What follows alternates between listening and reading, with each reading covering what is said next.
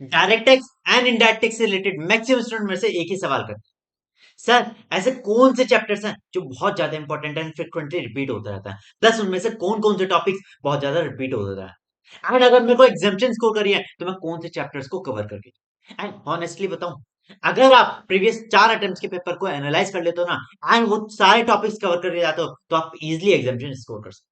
So hello everyone, कैसे हो आप सब लोग। My self Karan Garg, and आज हम इस वीडियो में डिस्कस करने वाले हैं कि आपके लास्ट 4 अटेम्प्ट्स में आपके जो क्वेश्चंस हैं उनमें कौन कौन से चैप्टर्स कवर हो रहे हैं, प्लस हर चैप्टर में कौन कौन से टॉपिक्स बार बार रिपीट हो रहे हैं, ताकि आप इजिली एग्जाम में जाके एग्जाम्पशन स्कोर करो। बट उससे पहले प्लीज वीडियो को लाइक कर दीजिए एंड चैनल को सब्सक्राइब कर दीजिए, क्योंकि मैं ऐसी ही वीडियोस आपके लिए बहुत सारी लाने वाला हूं।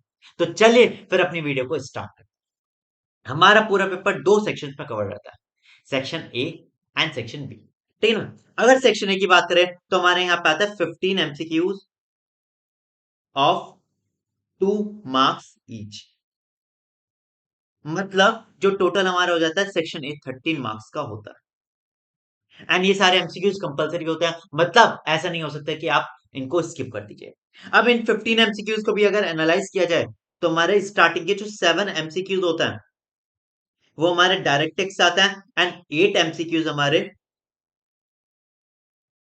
इनडायरेक्ट टैक्स आता है। एंड डायरेक्ट टैक्स में से भी अगर हम एनालाइज करें तो हमारा जो इंट्रोडक्शन हो जाता है, एग्रीकल्चर हो जाता है, रेजिडेंशियल स्टेटस हो जाता है, उसमें से स्टार्टिंग के 3-4 MCQs बनता है, एंड देन हमारे एक तो टीडीएस टीसीएस एंड जो हमारे 5 एक्स होता है उसमें से रिमेनिंग एमसीक्यूज बन रहे होते हैं। एंड अगर इनडायरेक्ट टैक्स की बात करें तो हमारे कस्टम्स में से एंड जो हमारे थ्योरी के चैप्टर्स हैं लाइक इंट्रोडक्शन, रिटर्न्स, इनमें से हमारे क्वेश्चंस रिपीट होते रहते हैं 4 MCQs पर। ठीक है ना। तो ये रहता है हमारा section A. But section B जो हमारा मोस्ट इंपॉर्टेंट रहता था, उसमें कैसे रहता है, उसमें से कितने क्वेश्चन आता है। हमारे जो टोटल क्वेश्चन एग्जाम में आता है वो आता है हमारे 7 question, that is from 2 to 8। क्योंकि फर्स्ट क्वेश्चन तो हमारा एमसीक्यू हो जाता है ना, तो सेकंड से लेके 8 क्वेश्चन तक हमारे क्या रहता है, डिस्क्रिप्टिव। एंड हर क्वेश्चन का हमारे 2 पार्ट्स रहता है, मतलब 7 क्वेश्चन इंटू 2 पार्ट्स, एंड हर जो हमारा पार्ट रहता है वो 7 मार्क्स का रहता है। मतलब जो टोटल पेपर आता है, टोटल हमारा सेक्शन बी होता है वो तो हमारा 98 मार्क्स का। कितने मार्क्स का, 98 मार्क्स का। बट हमें अटेम्प्ट कितना करना होता है, हमें इन 7 क्वेश्चंस में से एनी 5 क्वेश्चंस उनके 2 पार्ट्स अटेम्प्ट करने होते हैं। मतलब एक क्वेश्चन अगर मैंने फर्स्ट क्वेश्चन अटेम्प्ट किया है तो उसके दोनों पार्ट्स मेरे को अटेम्प्ट करने होंगे, है ना। एंड हर क्वेश्चन क्या आता है, 7 मार्क्स का, तो मतलब टोटल हमें 70 मार्क्स का अटेम्प्ट करना होता है। अभी हमारे पे रहता है मेरे को कौन से करना है, मैं कर सकता हूँ 1, 2, 3, 4, 5 कर सकता हूँ, मैं second, third, fourth, fifth, six कर सकता हूँ, किसी भी पैटर्न में कर सकते हो। बट अगर आपने एक क्वेश्चन अटेम्प्ट किया है, तो उसके दोनों पार्ट को आपको अटेम्प्ट करना। ऐसे नहीं है कि आप फर्स्ट का ए करो, सेकंड का बी करो, थर्ड का ए करो, ऐसा आप नहीं कर सकते। ठीक है ना। तो मतलब टोटल हमारा कितना आता है, 98 मार्क्स का, एंड इसमें से भी हमें 70 मार्क्स का अपियर करना। अब इंपॉर्टेंट क्या रहता है कि हमारे जो ये 7 क्वेश्चंस रहता है, एंड जो ये हमारे हर क्वेश्चन के 2 पार्ट्स, मतलब 14 क्वेश्चंस किस किस चैप्टर में से आता है, अब उनको उनको एनालाइज करता है। अगर मैं पहले क्वेश्चन की बात करूं, जो कि हमारा होता है सेकंड का ए, क्योंकि फर्स्ट तो हमारा एमसीक्यूज हो गया, तो हमारा कौन सा रहेगा, सेकंड का ए। ये हमारा क्या रहता है, हमारे दिसंबर 25 में ये हमारा रेजिडेंशियल स्टेटस आता है। एंड पर्टिकुलर टॉपिक क्या था कि हमें टोटल इनकम कैलकुलेट करनी थी of ordinary resident, non ordinary resident and non resident. मतलब हमें एक टेबल दे दी गई, बहुत सारी इनकम दे दी गई, एंड हमें बताने की अगर बंदा हमारा ऑर्डिनरी रेजिडेंट है, नॉन ऑर्डिनरी रेजिडेंट है या फिर नॉन रेजिडेंट है, तो उसकी टोटल इनकम क्या होना। अगर जून 25 की बात की जाए तो हमें क्या किया गया था, मिस्टर पर्टिकुलर ए दे दी गए, उनके क्या करना है, रेजिडेंशियल स्टेटस डिटरमाइन करना है, उन्हें टोटल इनकम कैलकुलेट। अगर दिसंबर 24 की बात की जाए तो हमारे इंट्रोडक्शन चैप्टर में से आया था, रेजिडेंशियल में से नहीं आया था, और हमें क्या करना था, कैपिटल या रेवेन्यू रिसिप्ट्स को बताना था कि पर्टिकुलर रिसिप्ट्स हमारे कैपिटल रिसिप्ट्स है या फिर रेवेन्यू रिसिप्ट्स है। और अगर जून 24 की बात की जाए तो हमारे रेजिडेंशियल स्टेटस में से ही वही हमें रेजिडेंशियल स्टेटस डिटरमाइन करना है एंड टोटल इनकम कैलकुलेट। मतलब हमारा टू का ए पार्ट हमारे मैक्सिमम क्या हो रहा है, रेजिडेंशियल स्टेटस या फिर इंट्रोडक्शन। इंट्रोडक्शन में खाली एक क्वेश्चन बार बार रिपीट होगा, या फिर रेजिडेंशियल स्टेटस में एक तो रेजिडेंशियल स्टेटस डिटरमाइन करो और टोटल इनकम कैलकुलेट। अगर सेकंड के बी पार्ट का बात की जाए तो ये हमेशा क्या आ रहा है, 40 चैप्टर में से ही रिसीव हो रहा है, 4 टर्म में 40 चैप्टर में से ही रिसीव हुआ है। एंड टॉपिक्स की बात करें तो देखो हमारे दिसंबर में क्या था, basics, DA, bonus, PF and LTC दे दिया गया, एंड टोटल इनकम हमें कैलकुलेट करनी थी। अगर जून 25 की बात करें तो हमें बेसिक्स, डीए, एचआरए, एन्युटी दे दी गई, एंड पर्टिकुलर एक दो और एडजस्टमेंट आ गई, उससे हमें टोटल इनकम कैलकुलेट करनी है। अगर दिसंबर 24 की बात की जाए तो हमें क्या था, हमें बेसिक्स दे दी गया है, DA, gratuity, leave salary and pension, ये दे दी गया है। एंड अगर जून 24 में basics, DA, bonus, RPF, motor car and hostel, मतलब अलाउंसेस एंड परक्यूजेट्स बार बार रिपीट हो रहा है, तो हमारा मेन फोकस क्या होना चाहिए सैलरीज में? अलाउंसेस और परक्यूजेट्स पे होना चाहिए। लाइक हमारा आरपीएफ हो गया, एलटीसी हो गया, एचआरए हो गया, एन्युटीज हो गया, ये तो बार बार रिपीट होते रहता है, तो हमें इन एडजस्टमेंट्स पे बहुत ज्यादा फोकस करके जाना। नेक्स्ट, अगर मैं क्वेश्चन नंबर 3 ए के पार्ट बात करता हूं, तो हमारा ये हमेशा हाउस प्रॉपर्टी में से ही बार बार रिपीट हो रहा है, बट टॉपिक्स क्या क्या आ रहा है? अगर मैं दिसंबर 25 की बात करूं, तो देखो टोटल इनकम तो कैलकुलेट करनी है, बट स्पेशल एडजस्टमेंट जो हमारी आई थी वो आई थी इंटरेस्ट कैलकुलेशन की। लाइक मेरे को इंटरेस्ट दे दिया गया, मेरे को लोन दे दिया गया, एंड हमें क्या करना है, प्री एंड पोस्ट में डिवाइड करना है। टोटल इंटरेस्ट को प्री, जो हमारा प्री कंस्ट्रक्शन होता है, पोस्ट कंस्ट्रक्शन होता है, उसमें डिवाइड करना होता है। ठीक है ना? अगर मैं जून 25 की बात करूं, तो मेरे को दो प्रॉपर्टी दे दी गई, दोनों एक है सेल्फ ऑक्यूपाइड है, एक है लेट आउट, मेरे को टोटल इनकम कैलकुलेट करनी है। अगर मैं दिसंबर 24 की बात करूं, तो हमें अनरियलाइज रेंट दिया गया था, एंड टोटल इनकम मेरे को वही हाउस प्रॉपर्टी की कैलकुलेट करनी थी। जस्ट एक स्पेशल पॉइंट आ गया था, अनरियलाइज रेंट। ठीक है ना? एंड अगर मैं जून 24 की बात करूं, तो मेरे क्या दे दी गई थी, मेरे को तीन प्रॉपर्टी दे दी गई थी, एंड तीनों क्या थी, सेल्फ ऑक्यूपाइड। अब मेरे को क्या करना था, कोई भी दो प्रॉपर्टी चूज करनी थी, दो में क्या होगा, सेल्फ ऑक्यूपाइड, एंड एक को डीम लेट आउट माना जाए। ठीक है ना? तो मतलब हमारे यहाँ पे क्या रहेगा, interest calculation and income from house property को कैलकुलेट करने का ज्यादा फोकस रहने वाला है इस चैप्टर में। अब अगर हम 3 के बी की बात करते हैं, तो ये मैक्सिमम क्या आ रहा है, हमारे पीजीबी चैप्टर में से बार बार क्वेश्चन रिपीट हो रहा है। दिसंबर 25 में 44 ए जो हमारा होता है, वहां से आया है। देन अगर जून 25 की बात करें, तो हमें क्या कर दिया, टोटल इनकम कैलकुलेट करनी है, बहुत सारे एडजस्टमेंट है, उनमें से टोटल इनकम कैलकुलेट करनी है। दिसंबर 24 में से पार्टनरशिप फर्म का क्वेश्चन आया था, एंड जून 24 में हमें 44 AD का क्वेश्चन आया। ठीक है ना? नेक्स्ट जो हमारा क्वेश्चन आ जाता है 4 का ए, ये हमारा क्या हो रहा है, कैपिटल गेन चैप्टर में से बार बार रिपीट हो रहा है। एंड टॉपिक क्या है कि हमारा सेल ऑफ लैंड था, एंड हमें इंडेक्सेशन से टोटल कैपिटल गेन कैलकुलेट।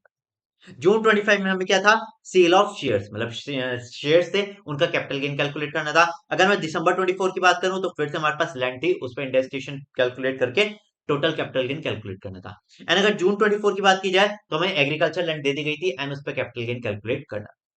ठीक है ना?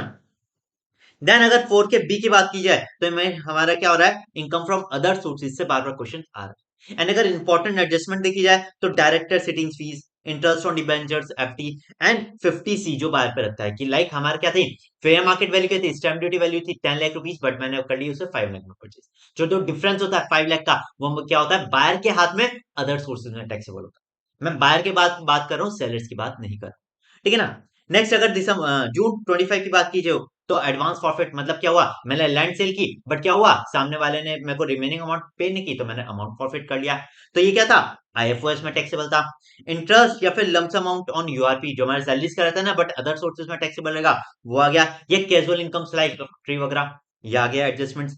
अगर हम दिसंबर 24 की बात की जाए, तो इनकम टैक्स रिफंड या फिर gift, dividend, interest on purchase of shares, इनकी बात की जाए। अगर मैंने क्या लिया है, कोई लोन लिया था, शेयर्स परचेज करने के लिए लोन लिया था, एंड देन उससे डिविडेंड आ रहा है, तो वो एडजस्टमेंट आ गई। एंड अगर जून 24 की बात की जाए, तो डिविडेंड, कैजुअल इनकम्स या फिर पेंशन, ये सारी एडजस्टमेंट बार बार रिपीट हो रही है। ठीक है ना?